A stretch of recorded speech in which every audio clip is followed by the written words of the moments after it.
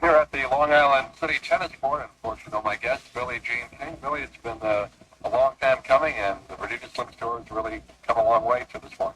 Well, what we're doing is today we're celebrating our 15th year for our anniversary for when we started the Virginia Slims back in 1971. And what has happened is Rosie Casals came up with the idea to have all the original 9 who started the circuit to come into New York for the Virginia Slims Championships, and we'll be introduced tomorrow night and have a great time. It's really nice for us because I haven't seen some of these players for 15 years. What have the changes been besides the prize money, obviously? The conditions back then had to be horrible. The conditions have really improved. I mean, it's just amazing the difference in what the players get as far as amenities. I mean, I can remember going across the field and out into the streets and waving down cards and saying, come on in and watch the tennis, bring your family, bring your picnic baskets. It was dark. We couldn't afford to stay in very nice places. And it just was horrible. Of course, the prize money was real marginal. In those days, we certainly couldn't afford coaches or to take mom or dad or brother or sister or entourage along with us like the players do today. And there was no physical trainers.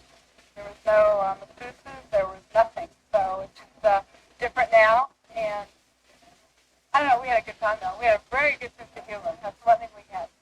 Of course, you've been the pioneer for women's tennis. Was there ever a point where the pressure got so much that you say, well, let's chuck it all, let's not keep going? Oh, I have those thoughts. It's funny how you raise all your women's tennis. I really feel like I belong to tennis, but I fought for open tennis, which was both for men and women in '68, and then the men threw us out the reason we started the Virginia Slims Circuit, and Gladys Helmer was good enough to go out and get the sponsor, and then Joe Coleman, who actually played with us today, at that time was chairman of the board of Philip Morris Company, took a chance with us. So it was interesting to see how everything evolved and all the people involved to make it really happen.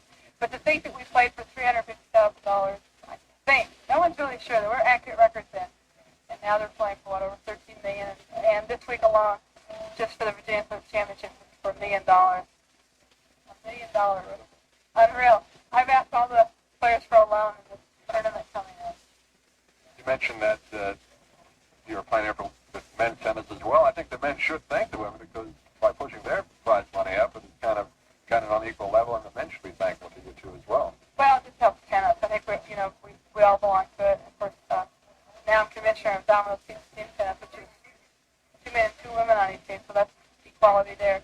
Do you see that becoming a big sport again? I know a few years ago you played for the Apples and the Sets out in New York. Do you think New York can handle a team tennis concept? I think eventually it can again, but we do it differently now. We only have prize money. We don't have salaries the way we did with World Team Tennis. And we also start our Domino's Team Recreational League, which is in 250 cities right now, which is for any age group, 10 and under, all the way up to our Silver Streaks, which are over 70 years old. We've got every age group play this year, so it's real exciting that at the local level it's really growing. And we had 8 pro teams. But eventually we will be in the New York area.